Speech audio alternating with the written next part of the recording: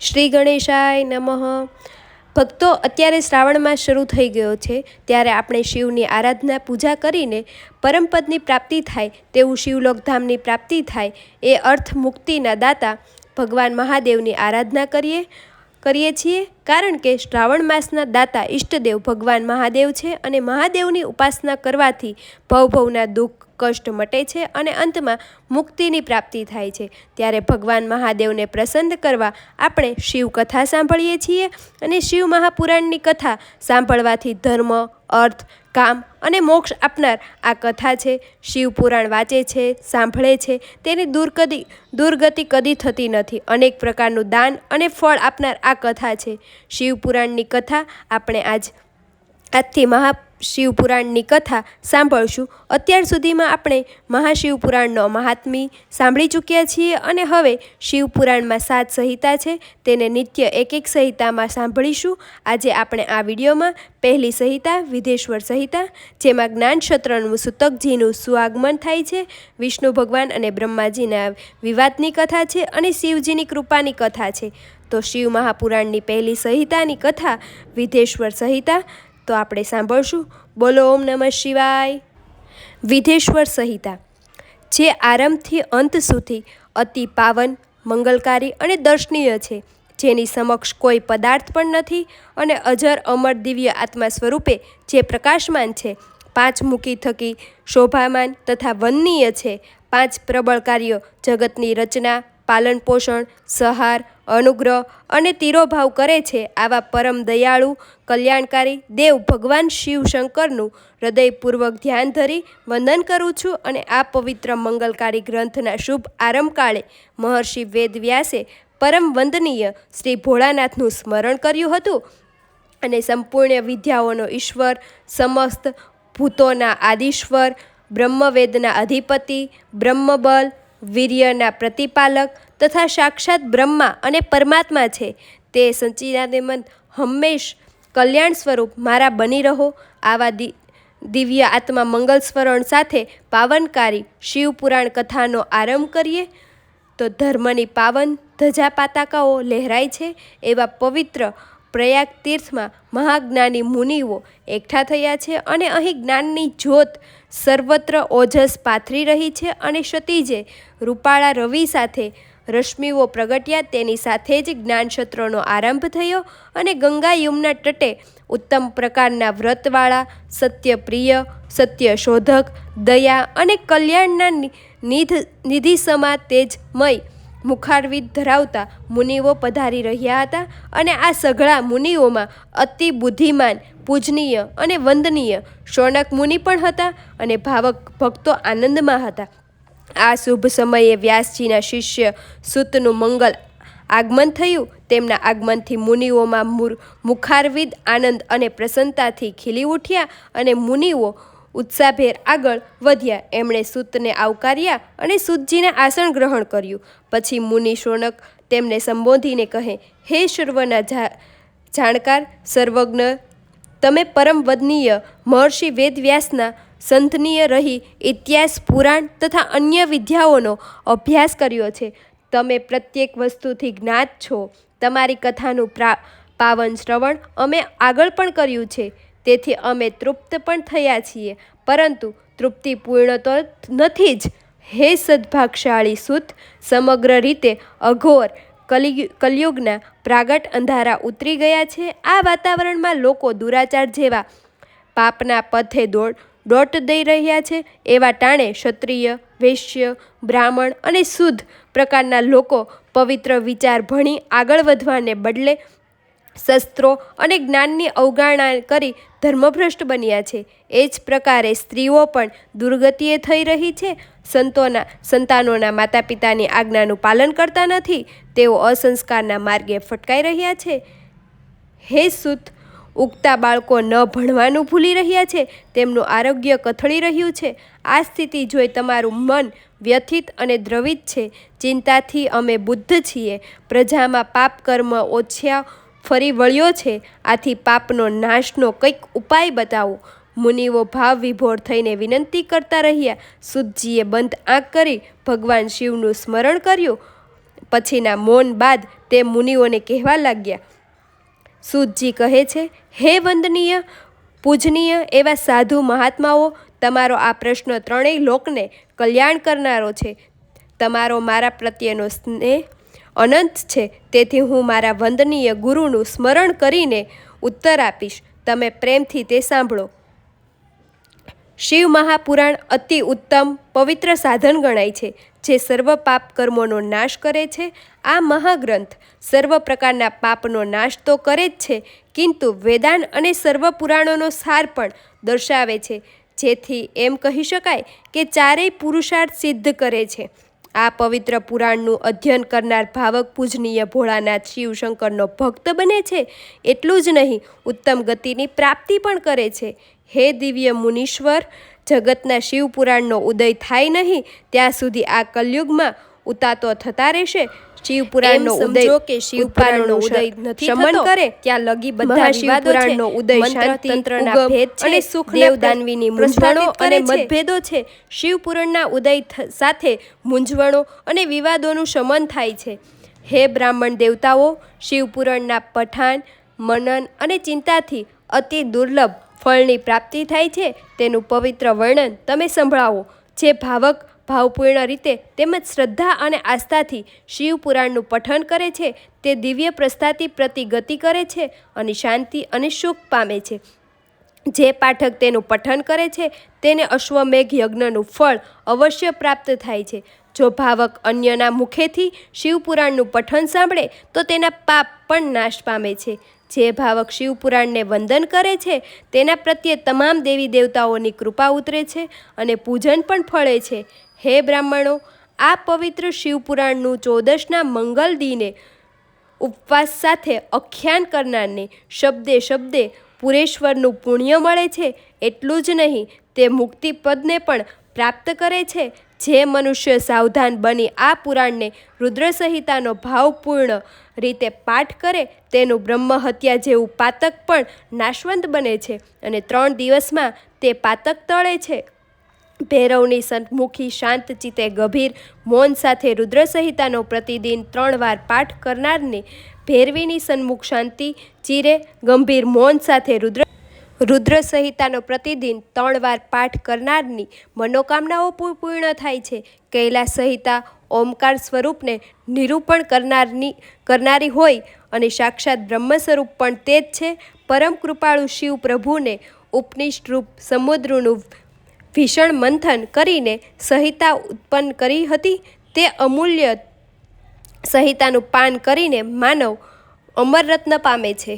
બીજી પણ સંહિતાઓમાં શિવપુરાણમાં છે તે સર્વ પ્રકારે ઇચ્છનીય ફળ આપનારી છે અને શરૂઆતમાં આ પુરાણમાં વિઘ્નેશ્વર સંહિતા, રુદ્ર સંહિતા, ગણપતિ સંહિતા, માતૃ સંહિતા, ઉમા સંહિતા, એકાદશુ રુદ્ર સંહિતા, કૈલાસ સંહિતા, કોટિ રુદ્ર સંહિતા, સતરુદ્ર સંહિતા, સહગ્રસ કોટિ રુદ્ર સંહિતા, વાયુ સંહિતા અને ધર્મ સંહિતા એવા અધ્યાયો નિરૂપાયા હતા. વિઘ્નેશ્વર સંહિતામાં 10,000, રુદ્ર સંહિતામાં 8,000, ગણપતિ સંહિતામાં 8,000, ઉમા સંહિતામાં 8,000, એકાદશ રુદ્ર સંહિતામાં 13,000, ધર્મ સંહિતામાં 12,000, સતરુદ્ર સંહિતામાં 3,000, કોટિ રુદ્ર સંહિતામાં 9,000, સહસ્ત્ર કોટિ રુદ્ર સંહિતામાં 11,000, વાયુ સંહિતામાં 10,000 અને કૈલાસ સંહિતામાં 6,000 શ્લોક સમાયેલા છે. આમ કુલ 1,00,000 શ્લોક હતા. તેની ટૂંકાવીને વંદનીય એવા મહર્ષિ વ્યાસજીએ તેને 24,000 શ્લોકમાં અને 7 સંહિતામાં નિરૂપી દીધું છે. આ 7 સંહિતાવાળા પુરાણોનો પાઠ સર્વજીવોને અતિ ઉપકારી અને કલ્યાણકારી છે. તેના પાઠ પઠનથી વિવિધ તાપો દૂર થાય છે અને કલ્યાણથી આભા પણ પથરાય છે.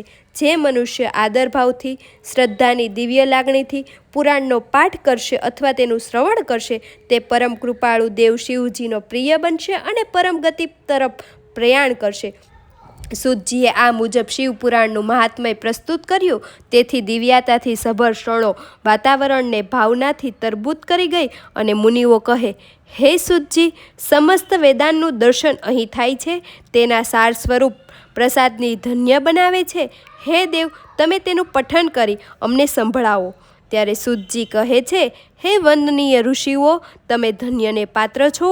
હવે હું તમારી સમક્ષ જ્ઞાન, ભક્તિ અને વૈરાગ્ય એ ત્રણેયથી સભર એવો વેદાંત શાસ્ત્રનો સાર જેમાં નિરૂપાયો છે, વર્ણાયો છે તેવા પવિત્ર શિવ મહાપુરાણની કથા કહું છું, જે તમે સૌ એકાગ્ર ચિત્તે પ્રસન્નતાપૂર્વક સાંભળજો. પૂર્વે સૃષ્ટિનું ભ્રમણ કરતાં કરતાં આ કલ્પનીય ફરીથી શરૂઆત થઈ.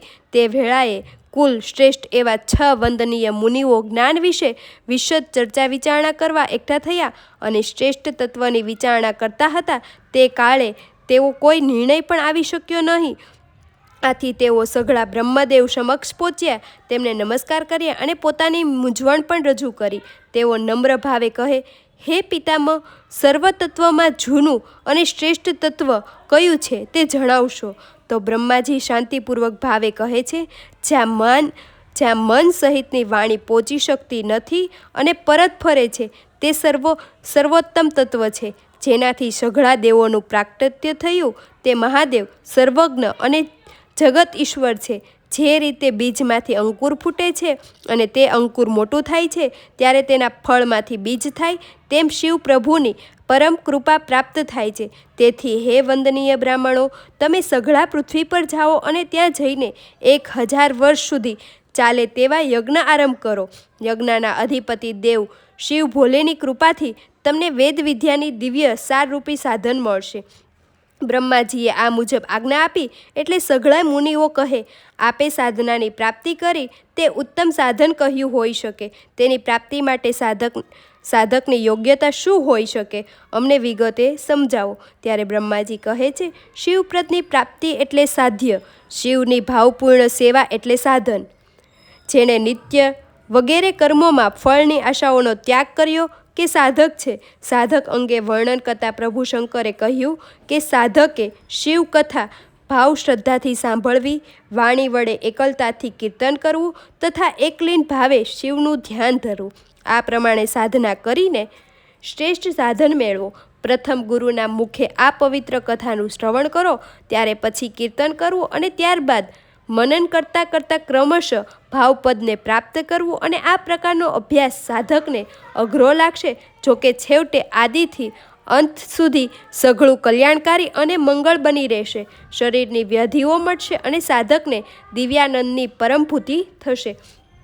ત્યાર પછી બ્રહ્માજી મુનિશ્રીઓને શ્રવણ, મનન અને કીર્તનની વિગતો વિશે વિશદ સમજૂતી આપતા કહે છે, ઇષ્ટનું ભાવપૂર્ણથી પૂજન કરવું, નામ જપ કરવા તથા તેમના ગુણો, લીલા ને તેની રૂપની સતત નિતાંત શોધ પ્રકિતા કરવી તે મનન છે. શિવજીના રૂપ, ગુણ, લીલા, પ્રતાપ અને નામોનું ગાયન રૂપે અથવા મંત્રોચ્ચાર થકી તેમજ વાણી થકી સ્વતત્વ કરવું તે કીર્તન કહેવાય. અને સજ્જનો, પંડિતો, જ્ઞાનીઓ સમાગમથી પ્રથમ શ્રવણ લાભ પ્રાપ્ત થાય છે અને પછી જ તેનું કીર્તન થાય છે. બ્રહ્માજીએ આ મુજબ સમજાવીને એક દ્રષ્ટાંત રજૂ કર્યો છે.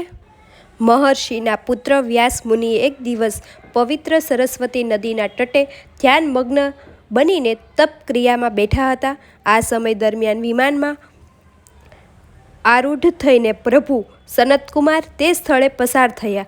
તેમની દ્રષ્ટિ મુનિ પર સ્થિર થઈ, તેથી તેઓ ત્યાં રોકાયા અને તત્ક્ષણે વ્યાસ મુનિનું ધ્યાન સ્થિતિનું આવરણ દૂર થયું. તેમણે વિમાનમાં બેઠેલા સનતકુમારને જોયા. તેમણે ભાવવંદન કરી નમસ્કારથી તેમને સત્કાર્યા. તે વખતે પ્રસન્નતાથી સનતકુમાર કહે, હે મુનિવર, તમે સત્ય વસ્તુનું ધ્યાન ધરીને બેઠા છો.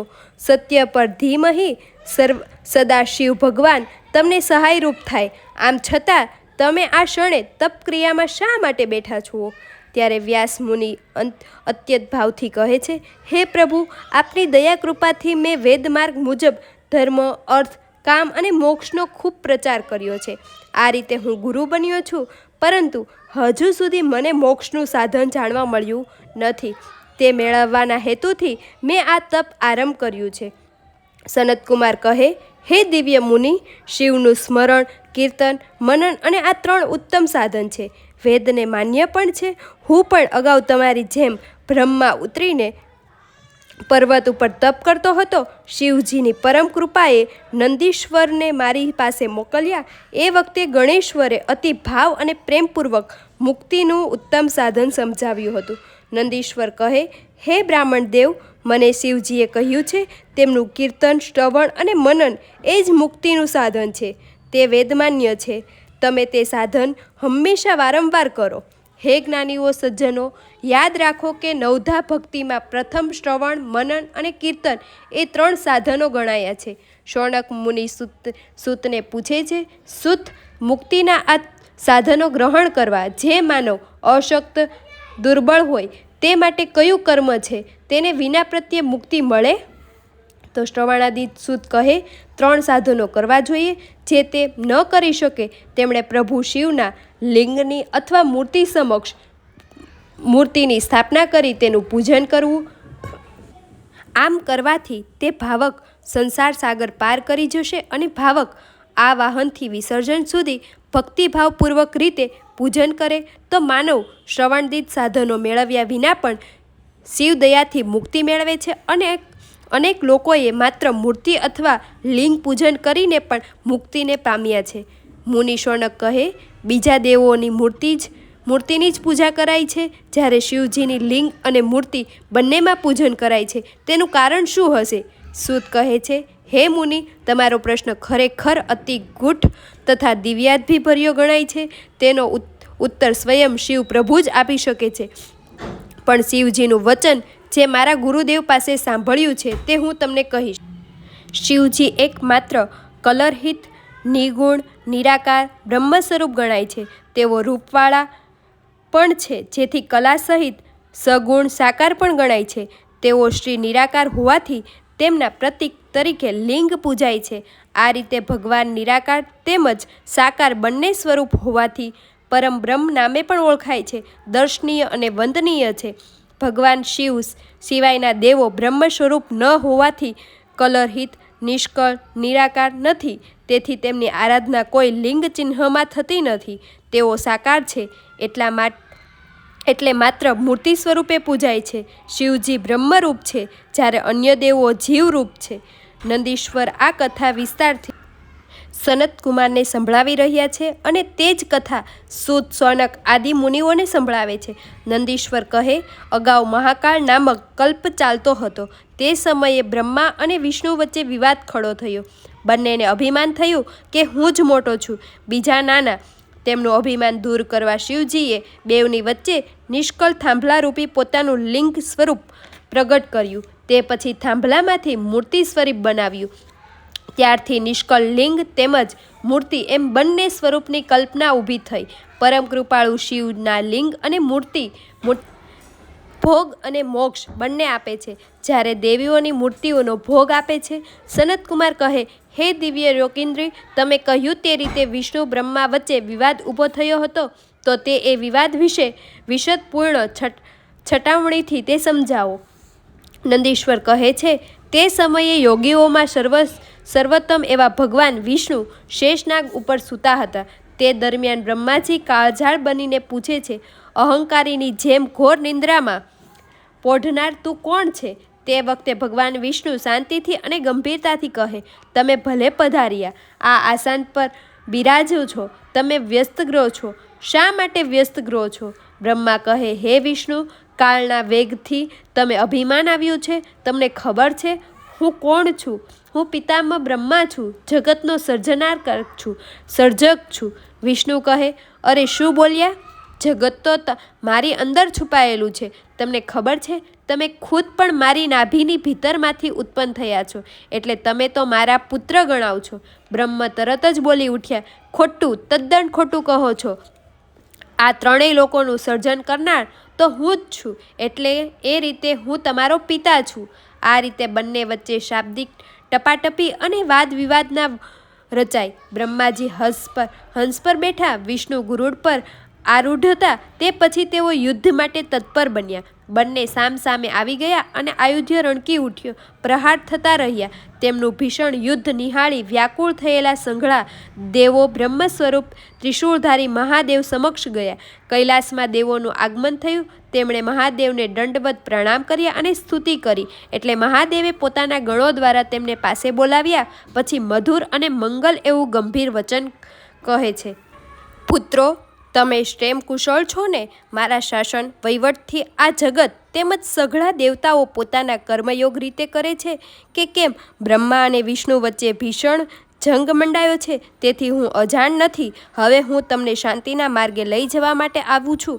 તે પછી મહાદેવ ગણોને આદેશ આપ્યો અને સરસ મજાનો રથ શાબ્દો કર્યો. પાર્વતીજી તથા અન્ય ગણો સહિત તેમણે પ્રણામ કર્યું. તેઓ તત્ક્ષણે યુદ્ધના સ્થળે પહોંચ્યા અને અદૃશ્ય સ્વરૂપે તેઓ યુદ્ધની નિરખ્યા રહ્યા. અશસ્ત્ર શસ્ત્ર અથડામણના તણખણા ઝરી રહ્યા હતા. હાલકડા પડકારા થતા હતા. શુરારનો સુસવાટા બોલી રહ્યા હતા. વાતાવરણમાં પણ આ યુદ્ધથી સ્તબ્ધ હતું. મહાભયંકર પ્રલય થવાની શક્યતા નજર સામે આવી.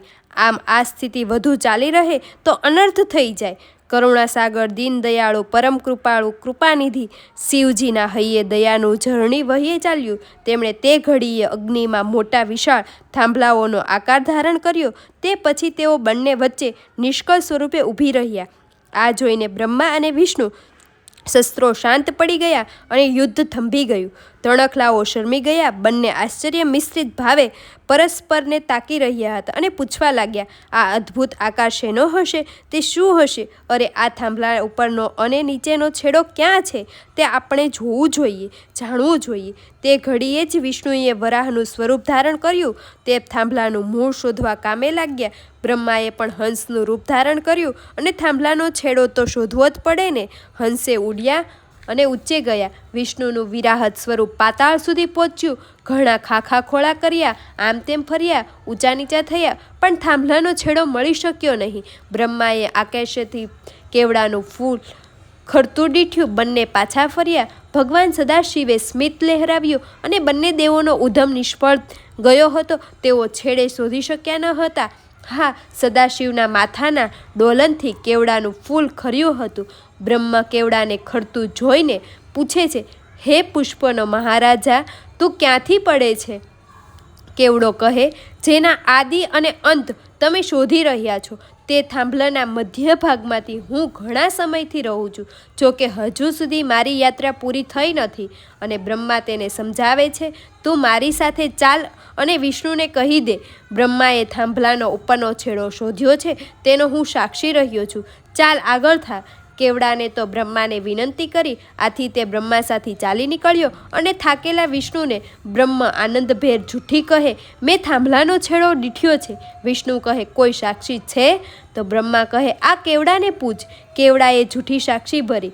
કપટની આવી ચાલ જોઈને અગ્નિ સ્વરૂપ થાંભલામાંથી પરમ વંદનીય પરમ કૃપાળુ સદાશિવ પ્રગટ થયા. તેમણે જોતાની સાથે જ બ્રહ્માજી દોડ્યા, ચરણમાં ઝૂક્યા અને ભાવપૂર્ણ રીતે વંદન કર્યા. તેઓ કહે: હે દયાળુ દેવ, આપ પ્રસન્ન થાઓ. પ્રભુ કૃપા કરી અમને ક્ષમા કરો. આપની દયાથી જ આ બધું બન્યું છે પ્રભુ. મહાદેવ કહે: વિષ્ણુ, તમે તો સત્ય કહ્યું છે. હું તમારા પર ખુશ છું, પ્રસન્ન છું. હે વિષ્ણુ, મારી ભક્તિ તમને પ્રાપ્ત થશે. તમારી મારાથી અલગ પ્રતિષ્ઠા થશે અને પ્રજનનમાં ઉત્સાહભેર તમારી પૂજા પણ થશે. આમ પૂર્વે દેવતાઓના જૂઠ સમક્ષ મહાદેવને સત્ય માટે વિષ્ણુ પર પ્રસન્ન થઈ તેમને પોતાની સમાનતા આપી. પછી બ્રહ્મા તેમજ કેવડા પર શિવજીની કૃપા. તો નંદીશ્વર કહે છે કે તે પછી તે જ ક્ષણે બ્રહ્માનો ગર્વ ઉતારવા પ્રભુ મહાદેવે તેમને ભમરાની વચ્ચેથી ભૈરવને પ્રગટ કર્યો. તેણે આજ્ઞા કરીને કહ્યું: હે વત્સ, તું અબઘડી આ તલવાર થકી બ્રહ્માની પૂજા કર. તરત ભૈરવે તલવાર ઉઠાવી. તેમણે તલવાર વડે બ્રહ્માનું 5મું મુખ કાપી નાખ્યું અને બ્રહ્માના આ 5મા મુખે જ ગર્વિષ્ઠ ભાવે અસત્ય ઉચ્ચાર્યું હતું. અને ભૈરવે ફરીથી તલવાર ઉગામી બ્રહ્મા ભૈરવના ચરણોમાં પડ્યા. તે ધ્રુજવા લાગ્યા. પોતે બચાવ માટે વિનિવરણી કરવા લાગ્યા. વિષ્ણુએ મહાદેવને વિનંતી કરી. તેથી મહાદેવે કાળઝાળ ભૈરવને રોક્યા અને મહાદેવની આ ઉદારતા હતી. એમણે દયા દાખવી પરંતુ શ્રાપ પણ આપ્યો. હે બ્રહ્મા, તમે ઠગાઈ લૂંચાઈ કરીને અભિમાનનું પોષણ અર્થે જૂઠું બોલ્યા, માટે લોકોમાં તમારો આદર, સત્કાર અને ઉત્સવ પ્રતિષ્ઠા થશે નહીં. તેથી જ એ સમજુ સજ્જન તે ઘડીથી આજ દિન પર્યાય બ્રહ્માજીને મળેલા શ્રાપ મુજબ તેમની પૂજા થતી નથી, પ્રતિષ્ઠા કે ઉત્સવમાં જેવા પ્રસંગો પણ થતા નથી, તેમના મંદિરો પણ જોવા મળતા નથી. તે પછી બ્રહ્માએ પ્રાર્થના કરી મહાદેવને પ્રસન્ન કર્યા. મહાદેવે એમને વરદાન આપ્યું, તમે યજ્ઞોમાં હંમેશા અગ્નસ્થાને મેળવશો, તમારા વિનાનો યજ્ઞ નિષ્ફળ જશે. તે ક્ષણે જ પરમ કૃપાળુ મહાદેવે અસત્ય ઉચ્ચારનાર પેલા કેવડાને પણ શ્રાપ આપ્યો. કેવડો કંપી ઉઠ્યો. મહાદેવને કહે, હવે પછી ક્યારેય લોકો મારી પૂજામાં કેવડાનો ઉપયોગ કરશે નહીં. અને કેવડાએ અપરાધ બદલ ક્ષમા માગી. તેના ચહેરા પર કરુણા ભાવ છલકાયો. તે સ્તુતિ કરીને કહે, પ્રભુ, આપ શ્રીના સ્મરણ વંદન માત્રથી પાપનો નાશ થાય છે. મને તો આપ શ્રીનું દર્શન થયું છે, મારો દોષ રહી જ કેમ શકે? આપ શ્રીની કૃપા થકી તેનો નાશ થવો જોઈએ. મહાદેવ કહે, હે કેવડા, તારા પાપનો નાશ થયો છે તે વાત સાચી છે, પરંતુ હું સત્યવાદી છું. હવેથી તને કદી ધારણ કરીશ નહીં, જોકે તું મારા ચંદરવાની જેમ રહી શકીશ. આમ કેવડા પર તથા બ્રહ્મ વિષ્ણુ ઉપર કૃપા કરી સર્વ દેવતાથી સ્તુતિ કરાઈ ભગવાન શિવ સભામાં બેઠા. નંદીશ્વર કહે, તે ઘડીએ જ બ્રહ્મા અને વિષ્ણુએ હાથ જોડી નમસ્કાર કર્યા અને ઉત્તમ, પવિત્ર અને શ્રેષ્ઠ વસ્તુઓ થકી પરમ કૃપાળુ દયાળુ દેવ મહાદેવનું પૂજન કર્યું. હે સમજુ સજ્જનો, પૂજા અર્ચના હેતુ જે દ્રવ્યનો ઉપયોગ થતો આવ્યો છે તેમાં બે ભેદ રહ્યો છે. કોઈ વસ્તુ પુરુષ માટે યોગ્ય છે તો કોઈ વસ્તુ પ્રકૃતિને ઠીક હોય છે.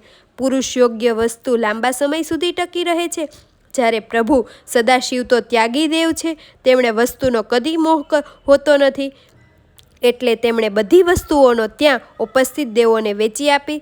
તેમણે તે પછી આનંદ વિપોર બની બ્રહ્મા વિષ્ણુને તે દિવસનો મહિમા કહેવા લાગ્યા. પરમ દયાળુ કૃપાનિધિ સદાશિવ કહે, આજનો દિવસ શુભ છે, પવિત્ર છે, મંગલ અને દિવ્ય છે. આજનો દિવસ શિવરાત્રિ નામે હંમેશા લોકોને યાદ રહેશે, તેનું સ્મરણ કરશે. આજના દિવસે જે માણસ ઉપવાસ કરી શ્રદ્ધાભાવ સાથે મારું પૂજન કરશે એ આખું વર્ષ પૂજનનું ફળ મળી શકે છે. અને શિવરાત્રિનું પૂજન સદૈવ ધર્મને વધારનારું બની રહેશે. સદાશિવ આગળ કહે, જે સમયે હું સથાણું રૂપે પ્રગટ થયો છું તે કાળ માધ માસમાં અદ્રા નક્ષત્રનો છે. આથી માધ માસમાં અદ્રા નક્ષત્ર હોય તે વખતે મારા દર્શન અને પૂજન કરનારને કદી વર્ણવી નહીં શકાય તેવું અક્ષર પૂર્ણ મળશે. આ અગ્નિનો સ્તંભ આદિ અને અંત વિનાનો છે. તે લોકોના હિત કલ્યાણ માટે અણુ જેવો નાનો બનશે અને લોકો તેનું પૂજન કરશે. આ સ્થાનનું નામ લિંગ સ્થાન અગર અરુણાચલ એવું પડશે. તે મોટું તીર્થ બનશે. અહીં ઘણા ઉત્સવો થશે. તે જગ્યા લોકોનું કલ્યાણ અને હિત કરનારી બની રહેશે. તે મુક્તિનું તીર્થ સ્થાન બનશે. ભક્તો લિંગ સ્વરૂપમાં મારું પૂજન અર્ચન. પરમ વંદનીય મહાદેવ આગળ કહે છે, મારા બે સ્વરૂપ છે, સકલ અને નિષ્કલ. બીજા કોઈના આવા બે સ્વરૂપ નથી, માટે એમ કહેવાય છે કે બીજો કોઈ ઈશ્વર નથી. આ બે દિવ્ય સ્વરૂપ સિદ્ધ થયા છે. તમને બંનેમાંથી આ બેવ વાત અજ્ઞાત હોય. તમને ઈશ્વરપણાનો ખોટો અહંકાર થયો હતો. એ અજ્ઞાતનું અંધારું દૂર કરવા માટે જ હું અહીં પ્રગટ થયો છું. તેથી તમે લોકો તમારું અભિમાન છોડી દો. એટલું જ નહીં, ગુરુ તરીકે મારું વચન ગ્રહણ કરો. હું પોતે જ પરબ્રહ્મ છું. કલ અને અકલ એવા મારા બે સ્વરૂપો છે. સર્વથી હું મોટો હોઉં બ્રહ્મ છું. સર્વમાં હું વ્યાપીને રહું છું. આત્મ પણ હું છું, હું ઈશ્વર પણ છું. તેથી અનુગ્રહથી માંડીને સમગ્ર સૃષ્ટિના અંત સુધીમાં પાંચેય કાર્યોમાં પણ હું નિત્ય રીતે કરું છું. તમે સાંભળો, જો આ નિષ્કળ સ્તંભ છે તેને મારા બ્રહ્મપણાને વ્યક્ત કરનારું લિંગ સમજવું. મારું લિંગ જ મુખ્ય છે એમ માનવું. મૂર્તિ તો ગૌણ છે. હે સજ્જનો, પ્રભુ સદાશિવ આ મુજબ લિંગનું મહત્વ સમજાવ્યું છે. અને લિંગ વિશે સંસ્કૃતમાં અનેક અર્થો મળી આવે છે. તે ચિહ્ન માટે વપરાય છે અને વ્યાકરણમાં જાતિ દર્શાવવા વપરાય છે. બ્રહ્મા અને વિષ્ણુ અત્યંત ભાવપૂર્ણ તથા વિનયથી પૂછે છે, હે દેવ, હે પ્રભુ, આપે કહ્યું આ 5 કાર્યો નિત્ય કરો. તે કાર્યના લક્ષણો વિશે સમજાવો. પ્રભુ શિવે સ્મિત ફરકાવ્યું. અતિ ભાવપૂર્વક તેમણે દ્રષ્ટિ ફેરવી. પછી કહે, સૃષ્ટિ, સ્થિતિ, સંહાર તિરોભાવ અને અનુગ્રહ એ 5 મારા કાર્યો છે. સંસારનો આરંભ કરવો અને તેની સૃષ્ટિ કહી શકાય છે. તેનો નાશ એટલે સંહાર, તેનો ઉદ્ધાર એટલે તેનો તિરોભાવ અને મોક્ષનું અનુગ્રહ કહેવાય છે. આ 5 કાર્ય 5 મહાભૂતિનો દૃષ્ટિગોચાર થાય છે અને પૃથ્વીમાં સૃષ્ટિ, જળમાં સ્થિતિ, અગ્નિમાં સંહાર, વાયુમાં તિરોભાવ અને આકાશમાં અનુગ્રહ રહેવાયેલો છે. સાંભળો, આ 5 કાર્યો યોગ્ય રીતે થાય તે માટે મારા 5 મુખો પણ છે. મારી અનંત કૃપા, દયા અને ભાવથી બ્રહ્માને સૃષ્ટિ કાર્ય પ્રાપ્ત થયું છે. સ્થિત કાર્ય વિષ્ણુ થકી થાય છે. તિરોભાવ અને સંહારના 2 કાર્યો રુદ્ર અને મહેશ્વરને પ્રાપ્ત થાય છે. જો કે અનુગ્રહ નામનું શ્રેષ્ઠ ઉત્તમ કાર્ય તો મેં મારી પાસે જ રાખેલું છે. તમે કાળને વશ થઈ તમને સોંપેલ કાર્ય વિસરી ગયા છો, પરંતુ રુદ્ર અને મહેશ્વર ભૂલી ગયા નથી ને? તેથી તેમને વેશમાં, રૂપમાં, કાર્યમાં, વાહનમાં, આસનમાં તેમજ આયુષ્યમાં મેં મારી સમાનતાની નિરૂપી છે. તમારે મારું ધ્યાન સિદ્ધ કરવું હોય તો તમે ઓમકાર મંત્રનો જાપ કરો. ઓમકાર અભિમાનનો નાશ કરે છે. તે સુંદર મહામંગલ કાર્ય કરનાર મંત્ર છે. તે ભૂલવું જોઈએ નહીં. આ ઉત્તમ મંત્ર છે, શ્રેષ્ઠ કરનાર છે. આ મંત્રનો મેં પ્રથમ ઉચ્ચાર કર્યો છે, એટલે એમ કહેવાય છે કે ઓમકાર મંત્રનો પ્રભાવ શ્રેષ્ઠ છે. ઓમકાર દ્વારા મારું સ્મરણ થાય છે.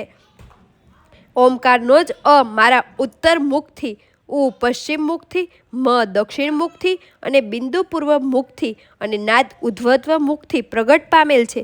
ઓમકાર મંત્ર દ્વારા જ પંચાક્ષર મંત્ર ઉત્પન્ન થયો છે. નમઃ શિવાય એ પંચાક્ષર મંત્રમાંથી 5 માતૃકાઓ ઉત્પન્ન થઈ છે અને સર્વ વેદાંતો અને કરોડો મંત્રો તેના થકી જ ઉત્પન્ન થયેલ છે. આ મૂળ મંત્રથી ભોગ અને મોક્ષ બંને પ્રાપ્ત થાય છે. અન્ય કેટલાક મંત્ર ભોગરૂપી ફળ બનનારા છે.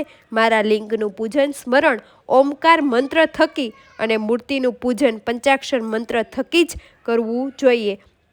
તે પછી પ્રભુ સદાશિવ ગુરુ સ્વરૂપે બ્રહ્મા અને વિષ્ણુને ઓમકાર મંત્રનો અદકેશો ઉપદેશ દીધો. 3 વાર એમનો ઉચ્ચાર કરાવ્યો. તે પછી શિષ્યોને ગુરુને દક્ષિણામાં પોતાનો આત્મા અર્પિત કર્યો અને સ્તુતિ કરી વંદન કર્યા. બ્રહ્મા અને વિષ્ણુને ઉદ્દેશ આપી પ્રભુ સદાશિવ તે જગ્યાએથી અર્ધાત થઈ ગયા. આ મુજબની કથા સાંભળી મુનિઓ વતી શૌનક સૂતને કહે, હે સૂત, પ્રભુ સદાશિવના લિંગની સ્થાપના કઈ રીતે કરવી, તેના લક્ષણો શું છે, તેનું પૂજન કઈ રીતે કરવું, કયા દેશમાં અને કયા કાળમાં કઈ રીતે કરવું, આ અંગે વિશદ રીતે સમજાવો. સૂતજી કહે છે, હે મુનિઓ, યોગ્ય સમયે શુભ કાર્ય, પવિત્ર, મંગલ અને જ્યાં પૂજન થઈ શકે તેવા સ્વચ્છ સ્થળે લિંગની સ્થાપના કરવાની હોય છે. લિંગના સર્જન માટે પથ્થર, ધાતુ અથવા ઉત્તમ માટીનો ઉપયોગ કરી શકાય છે. ચરલિંગ હોય તો નાનું અને એકાદ આંગળું જેવડું રાખવું. અચરલિંગની પ્રતિષ્ઠા કરવાની ભાવના હોય તો લિંગનું માપ 12 આંગળી જેટલું રાખવું ઉત્તમ ગણાય છે. અને મનોહર સુંદર પીઠિકા તૈયાર કરી તેના પર પ્રતિષ્ઠા કરવી. તેની ઉપર મંદિર બનાવી શકાય છે. હા, મંદિર બનાવવું હોય તો શિલ્પશાસ્ત્રના નિયમોને ધ્યાનમાં રાખીને બનાવી શકાય છે. 2 પ્રકારના લિંગ છે, સ્થાવર અને જંગમ. વૃક્ષ, વેલી વગેરે સ્થાવર છે, તેમજ કૃત્રિમ કીડા વગેરે જંગમ છે. સ્થાવરની સેવા અને જંગમની તૃપ્તિ કરવાનું વિધાન છે.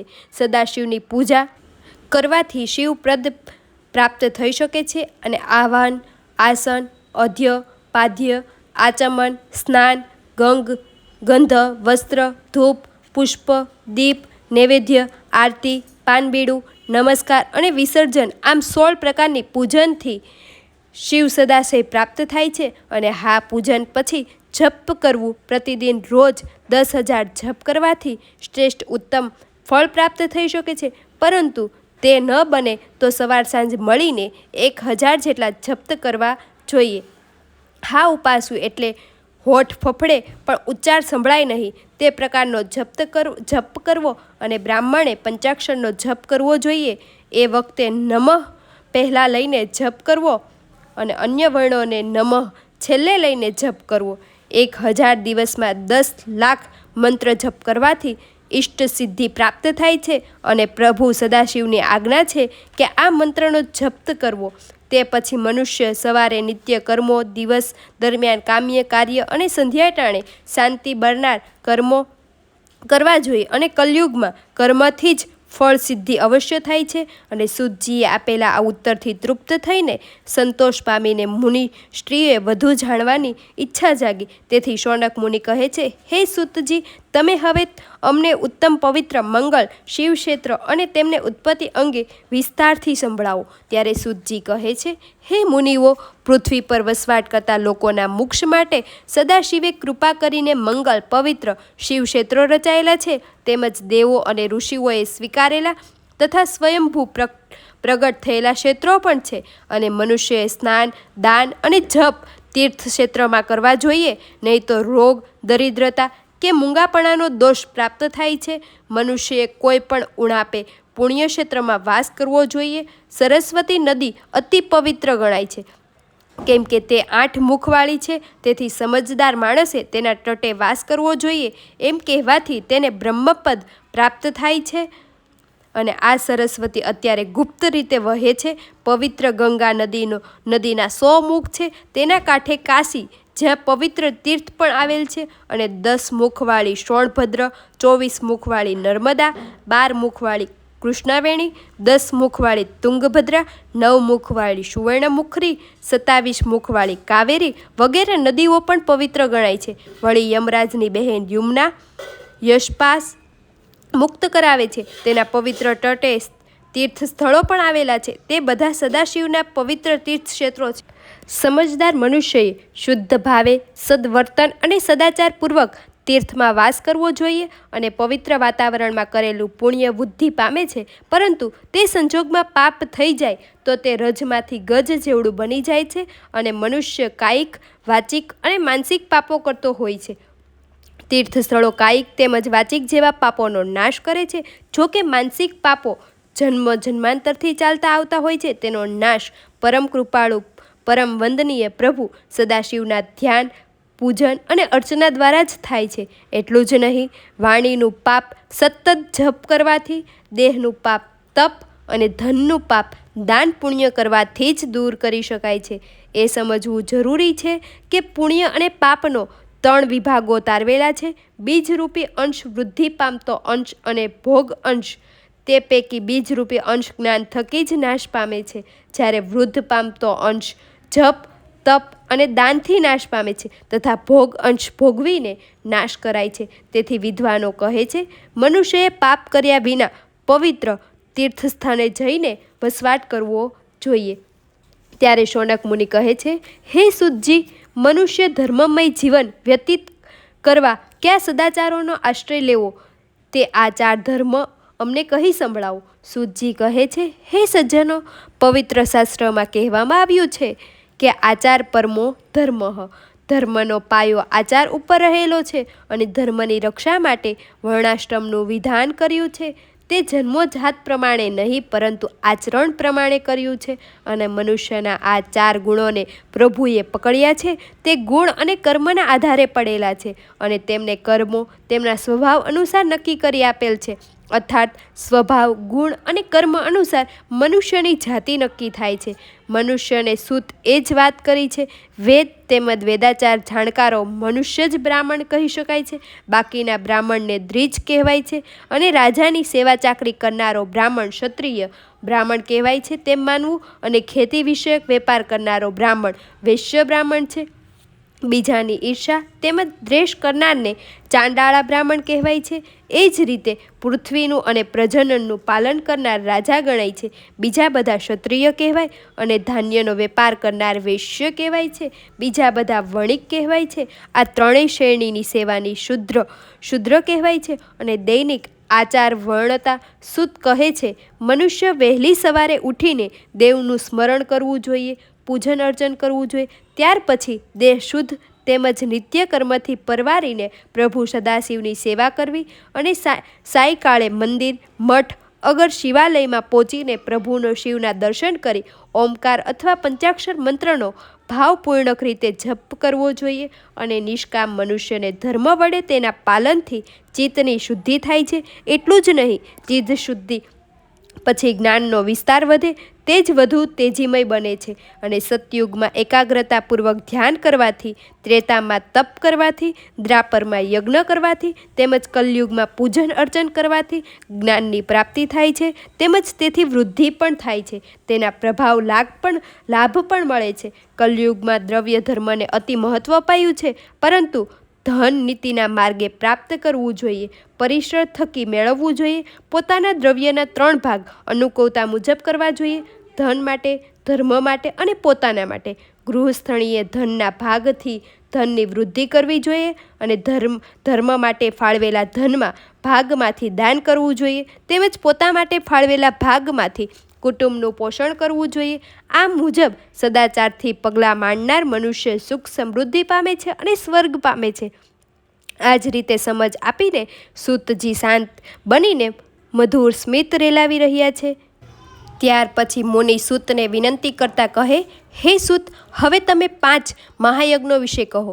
અગ્નિ યજ્ઞ, દેવયજ્ઞ, બ્રહ્મયજ્ઞ, ગુરુપૂજન અને બ્રહ્મતુપ્તિ તે વિશે સમજાવો. સૂત નમ્ર ભાવે, કલ્યાણ ભાવે કહે છે, હે મુનિ, તમે આ પળે ખૂબ જ અગત્યનો પ્રશ્ન મને કર્યો છે. હવે તમે શાંત ચિત્તે 5 યજ્ઞ વિશે સાંભળો.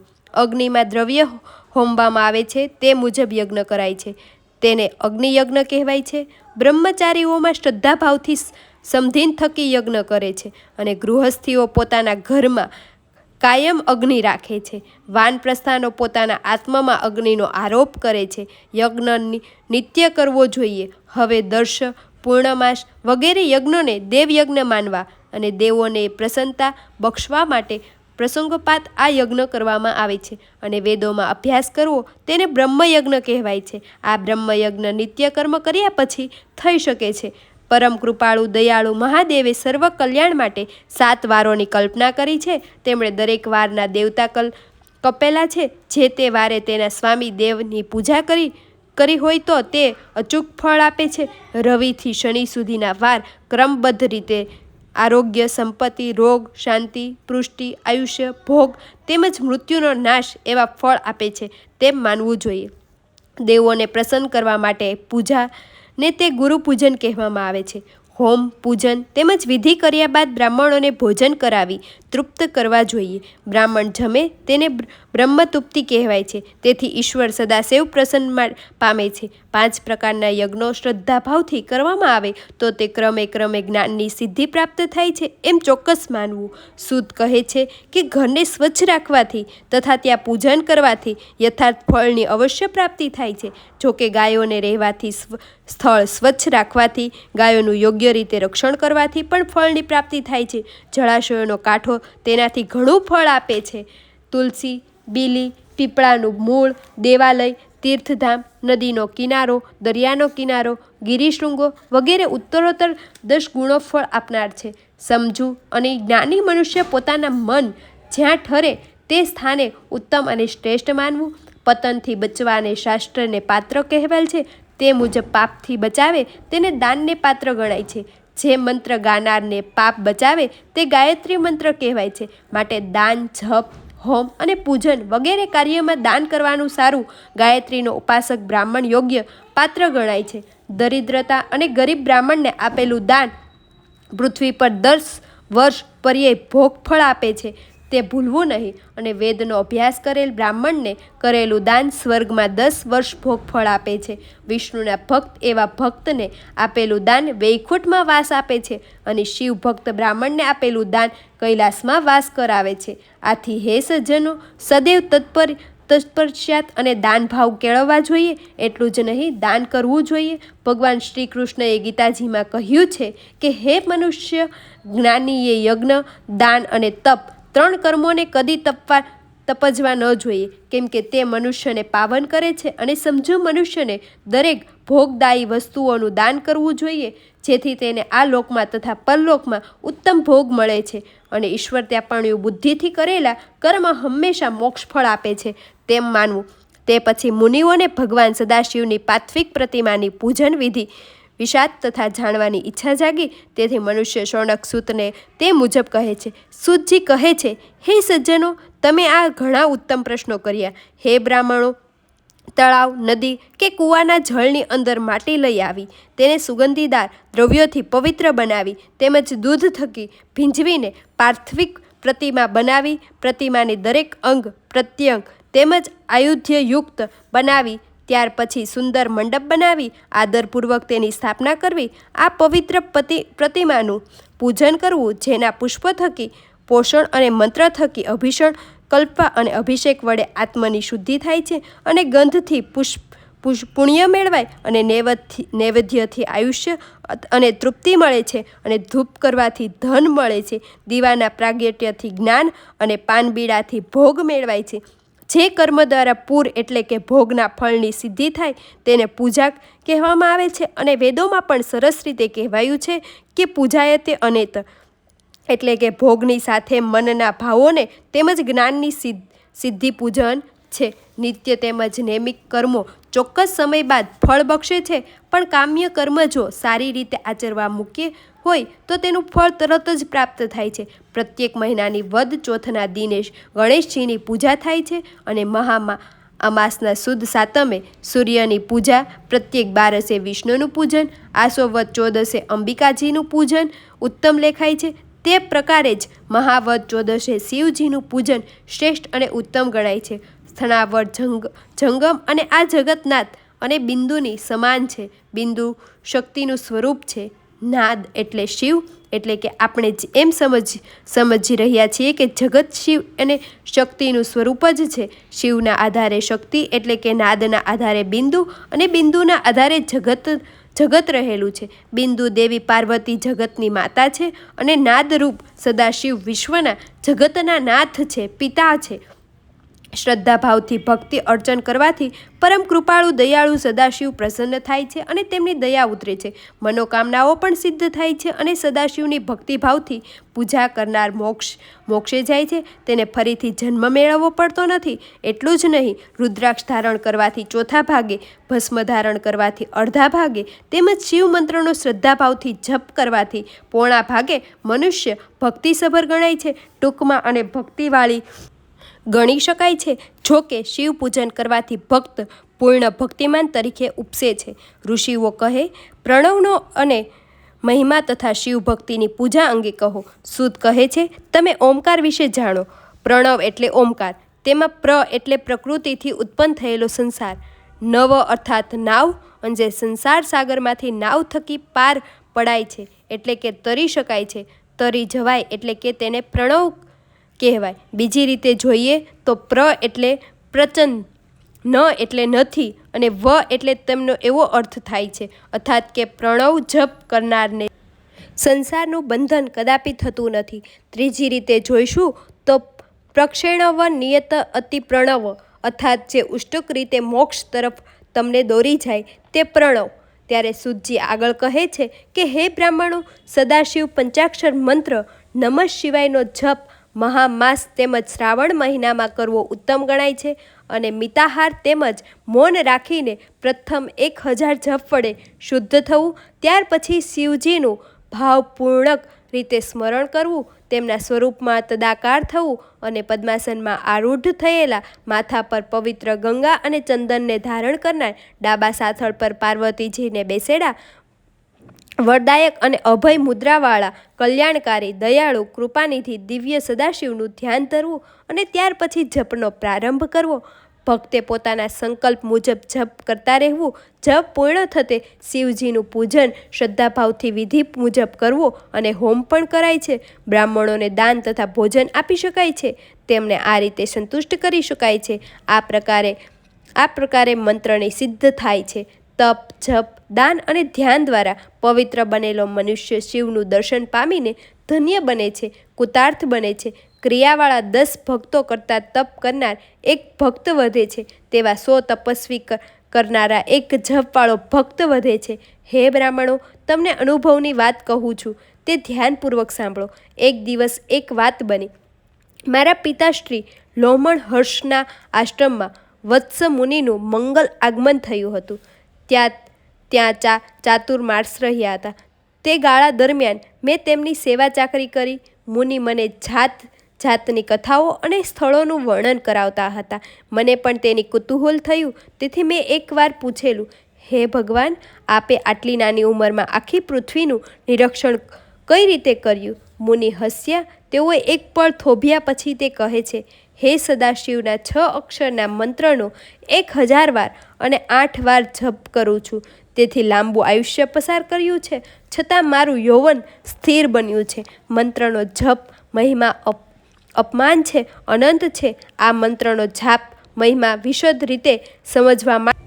ત્યાર પછી ઋષિઓ કહે, હે સૂતકજી, તમે અમને બંધ ને મોક્ષનું સ્વરૂપ કહો. તે ક્ષણે સૂતજી અતિ પ્રસન્નતાથી કહે છે, હે બ્રાહ્મણો, બંધનમાંથી મુક્તિ મેળવવી, મોક્ષના માર્ગે ગતિ કરનાર તમે ખૂબ જ ઉત્તમ પ્રશ્ન કર્યો છે. તેથી સાંભળો. પ્રકૃતિ આદિ 8 બંધનો છે. તેથી બંધાયેલો જીવ બુદ્ધ કહેવાય છે અને તેથી છૂટેલા જીવ મુક્ત કહેવાય છે. આ 8 બંધનો પૈકી પ્રથમ પ્રકૃતિ, ત્યાર પછી બુદ્ધિ, અહંકાર અને પછી 5 શબ્દ, સ્પર્શ, રૂપ, રંગ અને ગંધ એટલા મુખ્ય ગણાય છે. આ 8 તત્વથી દેહ ઉત્પન્ન થાય છે અને દેહ થકી કર્મો ઉપજવે છે અને પછી તે જ કર્મના પરિપાક રૂપે પુનઃ દેહ ઉપજે છે. એમ સંસારનું ચક્ર ફર્યા કરે છે. દેહના 3 પ્રકાર માન્યા છે. હલનચલન કરે છે તે સ્થૂળ દેહ છે, ઇન્દ્રિયોનો ભોગ આપનારો સૂક્ષ્મ દેહ અને જીવના કર્મ અનુસાર આત્માનો ભોગ માટે જે કારણ તેને દેહ. આ કર્મરૂપી દોરડા વડે બંધાયેલા જીવ પોતાના કર્મોના પરિક્રમાણે ચક્રની જેમ ભમ્યા કરે છે. આ ચક્રના ફેરાથી બચવા માટે તે ચક્રના કર્તાની સ્તુતિ કરવી. દીન દયાળુ કૃપાળુ સદાશિવ આ ચક્રના સર્જક છે. શિવ એટલે સર્વજ્ઞ, પરિપૂર્ણ અને નિસ્મૃત પણ છે. માટે શિવની કૃપા થકી કર્મથી આરંભ પ્રકૃતિ સુધીનું તમામ અનુક્રમે ક્રમબદ્ધ વશ થાય છે. તેમજ મુક્તિ કહી શકાય છે. જ્યારે કર્મરૂપ દેહ વશ થાય ત્યારે શિવલોકમાં પણ વાસ થાય છે. ત્યારે શિવનું સાનિધ્ય નિકટતા મળે છે. જ્યારે બુદ્ધિ વશ થાય ત્યારે શિવજીનું સાયુજ્ય મળે છે. જ્યારે પ્રકૃતિ વશ થાય ત્યારે શિવનું ઐશ્વર્ય મળે છે. માટે મનુષ્યએ શિવની કૃપા મેળવવા માટે શિવનું પૂજન કરવું, શિવનો મંત્ર જાપ પણ કરવો, તેમજ અભ્યાસ કરતાં કરતાં તેનું શિવપદની પ્રાપ્તિ પણ થશે. જે લોકોએ આ જગતમાં સર્વસાર વશ કર્યો છે તેમણે વશ કરનારું બીજું કોઈ નથી. શ એટલે નિત્ય સુખ, ઈ એટલે પુરુષ અને વ એટલે શક્તિ. આ ત્રણેયનું સુભગન મિલન એટલે પરમ કૃપાળુ સદાશિવ. દરેકે પોતાના આત્મને સદાશિવ માનીને શિવ પૂજન કરવું જોઈએ. શિવલિંગનું પૂજન મંગલ પવિત્ર છે.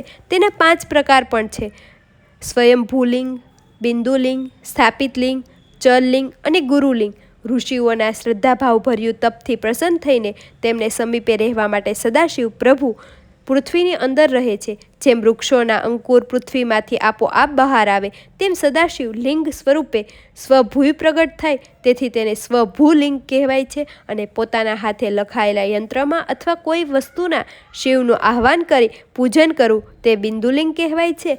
આ બિંદુલિંગ ભાવનામય પણ છે અને બ્રાહ્મણોએ, રાજવીઓએ તેમજ ધનિકોએ કુશળ કામગીરી પાસે તૈયાર કરાવીને લિંગની મંત્ર થકી પ્રતિષ્ઠા કરાવી હોય તેને સ્થાપિત લિંગ કહેવામાં આવે છે. આવું ઉત્તમ બાણલિંગ રાજાઓએ રાજ આપનારું થાય છે અને દેહના અંગો જેવા કે નાભી, નાકનું ટેરવું, શિખા, હૃદય વગેરેમાં આધ્યાત્મિક રીતે આત્મા સંબંધિત લિંગની કલ્પના કરવામાં આવે છે. તે ચરલિંગ કહેવાય છે અને અર્થાત ગુણોનો વિકારને દૂર કરે તે ગુરુ. તેથી વિદ્વાનો ગુરુનું જે શરીર છે તે ગુરુલિંગ ગણાય છે. અને ગુરુની પૂજા એટલે કે શિવનું પૂજન. શિવજીનો તો ગુરુણાચાર ગુરુ એટલે ગુરુઓના પણ ગુરુ છે. સૂતજી કહે છે, હે જ્ઞાનીઓ, નમસ્કાર અને પ્રદક્ષિણા શિવજીને ખૂબ જ પ્રિય છે.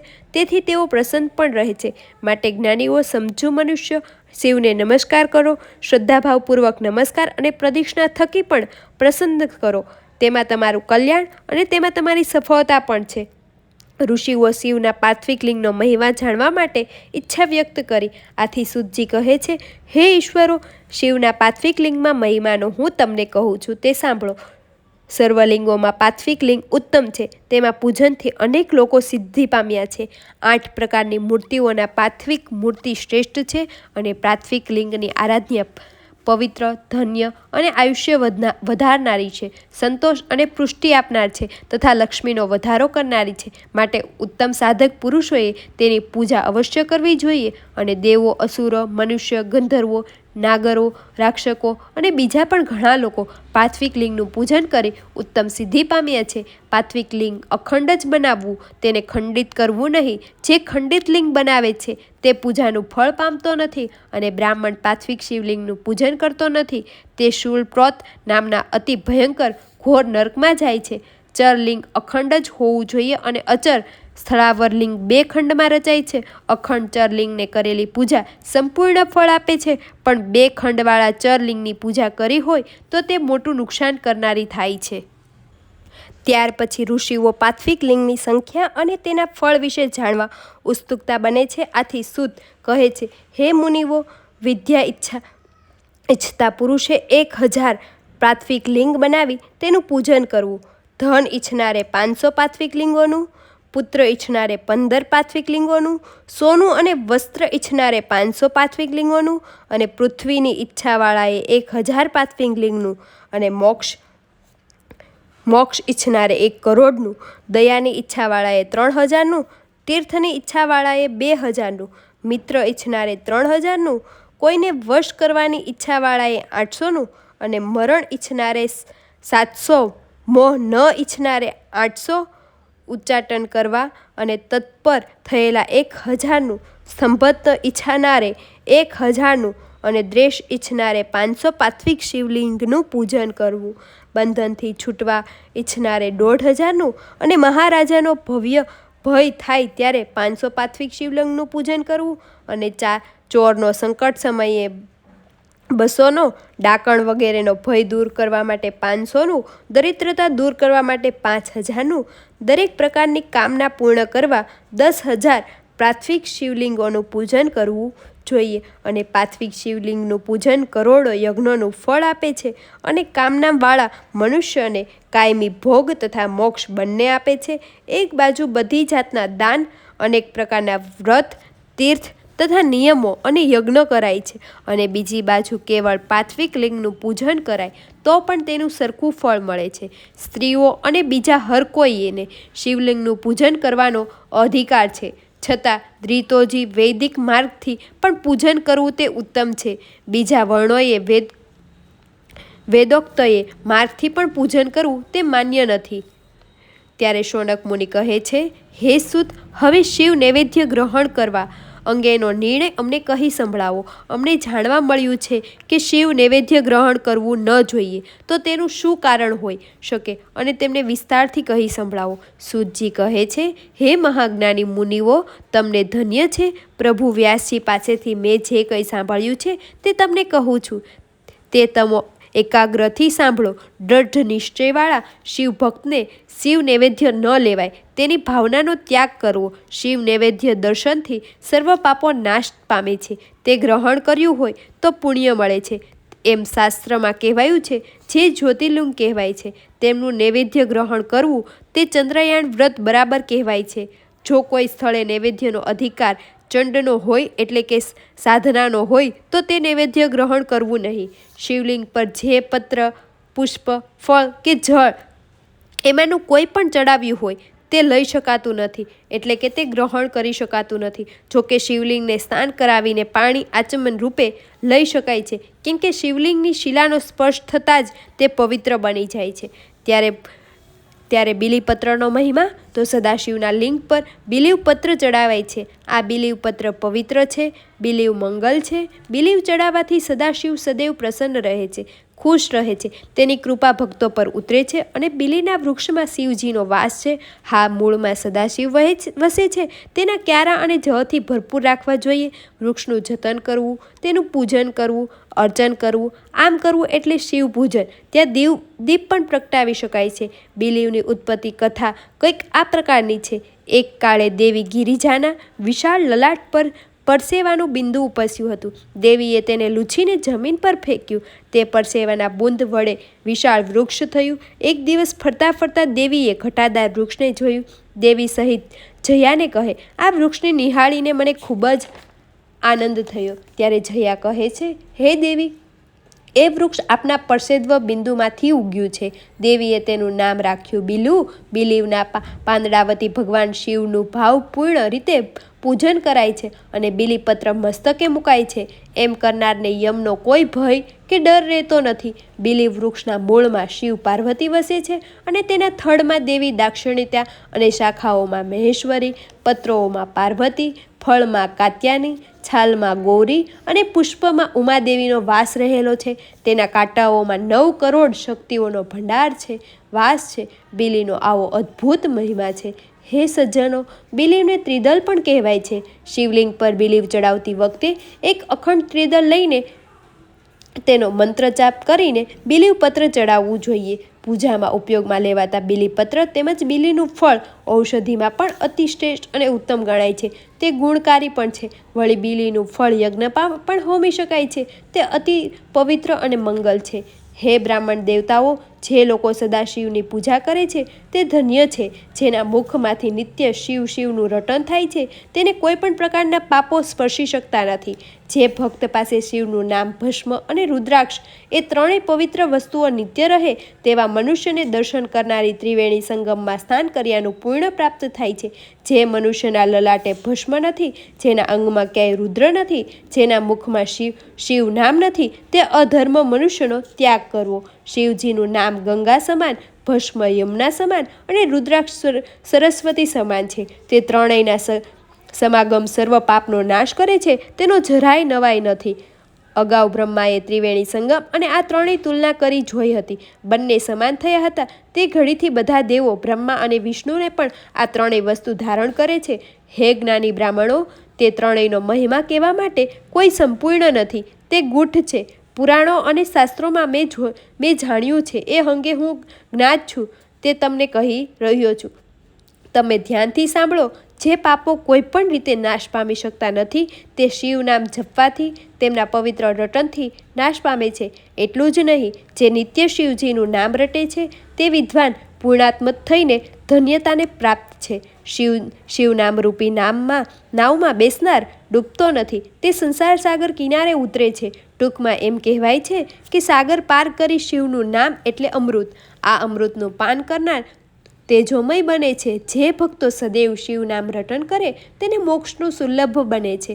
સુતજી આગળ કહે છે, હે બ્રાહ્મણો, તમે હવે ભસ્મ ધારણનું મહત્વ શું હોય એ અંગે અમને જણાવો. અગ્નિ વડે, હોમ વડે ઉત્પન્ન થયેલી ભસ્મ અત્યંત પવિત્ર અને મંગલ છે. બીજો યજ્ઞ અથવા ગાયના છાણામાંથી ઉત્પન્ન થયેલ ભસ્મ તે ત્રિપુડ ધારણ કરવા માટે ઉપયોગમાં લેવી અને ત્રિપુડ ધારણ કરતાં પહેલાં નીચે જણાવ્યા મુજબના મંત્રો પણ બોલવા અને જળ મિષ્ટિ કરવી. ત્યાર પછી જળ મિષ્ટિ ભસ્મ શરીર પર ધારણ કરવી. અને જાબલા ઋષિ કહે છે, મોક્ષની ઈચ્છાવાળા મનુષ્યએ આડું ભસ્મ ત્રિપુડ ભૂલથી પણ છોડવું જોઈએ નહીં. અને શિવ, વિષ્ણુ અને બ્રહ્મા એ ત્રિદેવ તથા ઉમા, લક્ષ્મી અને સરસ્વતી એ ત્રણેય દિવ્ય દેવીઓનો પણ આડા ત્રિપુડ ધારણ કરે છે. હા, ભસ્મ ધારણ કર્યા સિવાય ઓમ નમઃ શિવાય એ 6 અક્ષરવાળા મંત્રનો જાપ કરી શકાય નહીં. સૂત કહે, સર્વ મંગલને આપનારી 2 પ્રકારની ભસ્મ, મહાભસ્મ અને સ્વલ્પ ભસ્મ. મહાભસ્મ 3 પ્રકારની છે, સ્રોત, સરમાત અને લૌકિક. તમે ધ્યાનથી સાંભળો. ભસ્મ વિનાનું કોરું લલાલ ધિક્કારને યોગ્ય છે. શિવાલય વિનાનું ગામ પણ ધિક્કારને લાયક છે. એટલું જ નહીં, શિવ પૂજા વિનાનો મનુષ્ય પણ ધિક્કારને પાત્ર ગણાય છે. ભસ્મ પવિત્રા બક્ષે છે. તે પવિત્ર કરનાર મંગલ અને કલ્યાણકારી છે. ભસ્મ ધારણ કરવાથી તમામ તીર્થોની, યાજ્ઞાનું તથા પૃથ્વી પરની સઘળી નદીઓનું સ્નાન કાર્યનું પૂર્ણ પ્રાપ્ત થાય છે. ત્યારે સૂતજી કહે છે, હે જ્ઞાની, હે ધ્યાની મુનિઓ, હવે રુદ્રાક્ષનો મહિમા શું છે તે સાંભળો. આ રુદ્રાક્ષના મહિમા વિશે હું તમને ટૂંકમાં કહીશ. રુદ્રાક્ષના દર્શન પણ મંગલકારી અને કલ્પનાકારી છે. રુદ્રાક્ષના દર્શન થયા તેનો સ્પર્શ પણ પવિત્ર અને મંગલ છે. રુદ્રાક્ષના સ્પર્શીય જપથી પણ પાપનો નાશ થાય છે.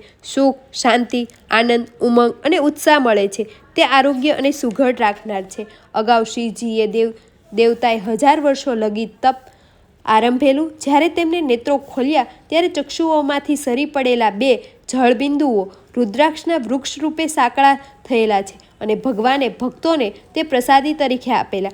ભક્તોએ તે ધારણ કર્યા એટલે ભક્તોને પણ તેના થકી પવિત્ર મંગલ બન્યા. આમ આ મણકા પવિત્ર અને કલ્યાણકારક છે, પવિત્ર છે, દિવ્ય છે. તમે ધ્યાનપૂર્વક સાંભળજો. આંબળા જેવડા રુદ્રાક્ષના મણકા અતિ ઉત્તમ કહેવાય છે. બોર જેવડા મધ્ય અને ચણા જેવા અધમ, ગોળ, ચીકણા, મજબૂત તથા મોટા અને કાંટાળા રુદ્રાક્ષ મંગળ પવિત્ર હોય છે, ભોગ અને મોક્ષરૂપી ફળ આપનાર છે તેમ સમજવું. હા, રુદ્રાક્ષ ધારણ કરનાર ભક્ત શ્રદ્ધાળુ સર્વ પાતકોમાંથી મુક્તિ બને છે. હે મુનિઓ, યમરાજો તેમના તમામ સેવકોને આદેશ આપ્યો કે જેના શરીરે રુદ્રાક્ષ ન હોય, જેના હોઠે પંચાક્ષર ન હોય તેવા જણોને તમે યમલોકમાં લાવજો, બીજાઓને લાવશો નહીં. રુદ્રાક્ષના અનેક પ્રકારો છે. તે પૈકીના એક મુખી રુદ્રાક્ષ સાક્ષાત પ્રભુ શિવજી સમાન છે. તે મુક્તિ બક્ષે છે અને ઉત્તમ મંગલકારી છે. તે મુક્તિ ઉપરાંત ભક્તિ પણ આપે છે. અને એક મુખી 14 મુખી સુધીના ભેદભાવ રુદ્રાક્ષ પ્રાપ્ત થાય છે. તે પ્રત્યેકનું જુદું જુદું મહાત્મય છે, પ્રત્યેકનો પ્રભાવ છે. સર્વ ભેદવાળા રુદ્રાક્ષો મંગલકારી, કલ્યાણકારી અને પાવનકારી છે. તે ઇષ્ટ સિદ્ધિ આપનારા પણ ગણાય છે. પ્રભુ શિવજીની આજ્ઞા મુજબ નિત્ય સિદ્ધિ અને મુક્તિ પણ પ્રાપ્ત થાય છે. આ અંગે વિઘ્નેશ્વર સહિતાની કથા સૂતજીએ કહી સંભળાવી. તે શિવજીની આજ્ઞાથી સર્વ સિદ્ધિઓ તથા મુક્તિ આપનાર છે. હે આજ્ઞાવીઓ સજ્જનો, ભગવાન સદાશિવનો વાસ ન હોય તેવું કોઈ સ્થળ નથી હોતું. તેઓ સઘળી જગ્યા વસે છે. તેઓ સદાચાર વસે છે. સ્થળાંતર તથા જંગમ દરેક સ્થળે સદાશિવ વસે છે. પ્રભુ શિવજીના ઘણા નામ છે. આપણે શિવ, સદાશિવ, શંકર, મહેશ, મહેશ્વર, ભોલેનાથ, શંભુ વગેરે નામોથી એમનું સ્મરણ કરીએ છીએ. તેઓ ત્રિદેવી રૂપી રુદ્રદેવ છે. તેમ પણ આપણે જોયું, આદિ ભગવાન સદાશિવે પોતાનું સ્વરૂપ રુદ્રદેવને આપ્યું છે. તેથી તેમના નામ, કર્મ, ગુણ, કૃપા, સ્થાન સર્વ કાંઈ એક જ થઈ ગયા છે. તેમજ આપણે શિવ ભક્તને અંગે જ સદાશિવ પ્રભુને ભક્તિને સ્વીકારી લીધી છે. ખરી રીતે પુરુષોત્તમ જેમને કહેલ છે તેવા ત્રિદેવથી પણ એવા પરમ વંદનીય આ સદાશિવ છે. તેથી હે સજ્જનો, સદાશિવો પ્રભુનું અગર તેમના સમાન સ્વરૂપવાળા શિવજીનું શ્રદ્ધા, ભક્તિ અને ભાવથી વંદન કરવું, સ્મરણ કરવું. જુદા જુદા સંપ્રદાયો અને તેના પરસ્પરના વિરુદ્ધના આચાર વિચાર પાલનને બાજુમાં મૂકી એ બધાઓ અજ્ઞાનીઓને વિદાંતવાદ કહેવા. અતિ પુરાતન કાળના ટાણે કૈલાસમાં આરૂઢ થયેલા મહાદેવજીને દેવી પાર્વતીજી એક દિવસ કહે છે, હે પ્રભુ, આપ શ્રીને રટનાર, ભજનાર મનુષ્ય નિષ્પક આપનું પદ પામે છે, પણ આ લોકમાં આપને યાદ કરનાર, ભજનાર, જપનાર અને સ્મરણ કરનાર અનેક લોકો પૈકી આપના ચરણો પ્રાપ્ત કરનાર તો બહુ થોડા ઓછા છે. તેનું કારણ શું હશે? મહાદેવજી તે વખતે કહે છે, હે સતી, તે અંગે કોઈક વખતે હું તમને પ્રત્યેક રીતે કહીને સંભળાવીશ. થોડો સમય વીત્યો. સમય જતાં બરાબર શિવરાત્રિનું ટાણું આવ્યું. કાશીપુરીમાં મેળા જેવું વાતાવરણ જામ્યું. એ લોકો શ્રદ્ધાભાવથી ભગવાન વિશ્વનાથજીના દર્શન માટે આવ્યા હતા અને ઘણા ભક્તો દૂર દૂરથી આવ્યા હતા. ગંગાજીમાં સ્નાન પતાવી ભગવાન વિશ્વનાથના દર્શન માટે જનારા લોકોની ભીડ હૈયે દળે તેવી હતી. આ વખતે મહાદેવજીએ એક વૃદ્ધ બ્રાહ્મણને સ્વરૂપ ધારણ કર્યું અને પાર્વતીજીએ તેમના યુવાન પત્ની સ્વરૂપે સાથે હતા. નંદીશ્વર વૃદ્ધ બળદ બન્યા હતા અને વૃદ્ધ બાળક પર આરૂઢ થયેલા પતિ લઈને સતી મંદિર તરફ પ્રસ્થાન કરી રહ્યા હતા. ભીડ ઘણી હતી. ધક્કા વાગી રહ્યા હતા. આ ધક્કાના પરિપાક રૂપે બળદને ધક્કો લાગ્યો. આથી શિવજી ઉછળ્યા અને કાદવથી ભરેલા ઊંડા ખાડામાં પડ્યા. સતી વ્યાકુળ બન્યા. તેમણે ચોપાઈ દ્રષ્ટિ દોઢાવી. એમણે તત્ક્ષણ મદદ સહયોગ માટે સાથ દીધો. કેટલાક લોકો વૃદ્ધ બ્રાહ્મણને કાદવમાંથી બહાર કાઢવા માટે દોડી આવ્યા તો શિવજીએ એમને રોક્યા અને શિવજી કહે, હે દયાળુ, તમે લોકો પ્રથમ મારી વાત સાંભળો. જે માનવી શિવ પ્રભુ તરફ શ્રદ્ધાભાવ રાખતો હોય અને જે ભક્ત હોય તે મને કાદવથી ખવડાયેલો ખાડામાંથી બહાર કાઢવા માટે આગળ આવશે.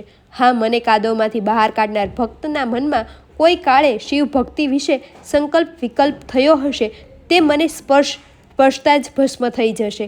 લોકો આ વિધાનથી ચોંક્યા અને ખચકાયા. હવે શું કરવું તેઓ સઘળા તે વખતે મૂંઝવણમાં મુકાયા. અમને થયું સંકલ્પ વિકલ્પ તો થયા, પણ હોય શું ખબર, શું સમજવું? લોકો ડર આકાંક્ષાથી ચાલતા થઈ ગયા.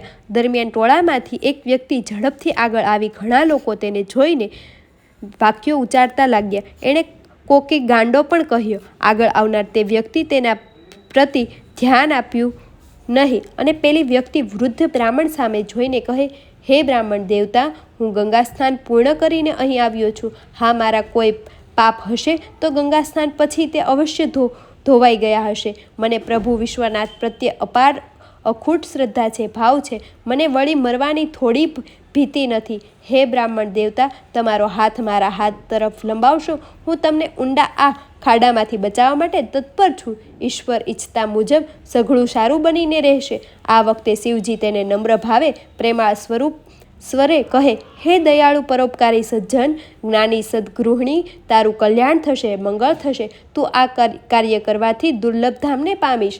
વૃદ્ધ બ્રાહ્મણ રૂપે શિવજીએ હાથ લંબાવ્યો. પેલી વ્યક્તિએ પણ હાથ લંબાવ્યો. તેણે શિવજીના હાથનો સ્પર્શ કરતાં તત્પર દાખવી. ત્યાં જ અદ્ભુત વાત બની, ચમત્કાર થયો. શિવજી, પાર્વતીજી, નંદીશ્વર અદૃશ્ય થઈ ગયા. પ્રભુ વિશ્વનાથ ભગવાનનો આવો ચમત્કાર દ્રષ્ટાંત નિહાળી સૌના હોઠ વચ્ચેથી જય ઘોષ થયો. પ્રભુ શિવજીનું દયાળુ છે, મંગળકારી અને પાવનકારી છે. તેમના નામનું રટન, તેમનું મંગળ સ્મરણ, પૂજન અર્ચન મનુષ્યને સુખ, શાંતિ અને ઉમંગ બક્ષે છે. બોલો હર હર મહાદેવ હર. ઓમ નમઃ શિવાય. ઓમ. જો તમને લોકોને આ વિડીયો પસંદ આવ્યો હોય તો લાઇક, શેર એન્ડ કમેન્ટ પણ કરજો. અને હવે આપણે નેક્સ્ટ વિડીયોમાં રુદ્ર સંહિતાનો વિડીયો બનાવીશું. ત્યાં સુધી સૌને જય શ્રી કૃષ્ણ. હર હર મહાદેવ. ઓમ નમઃ શિવાય.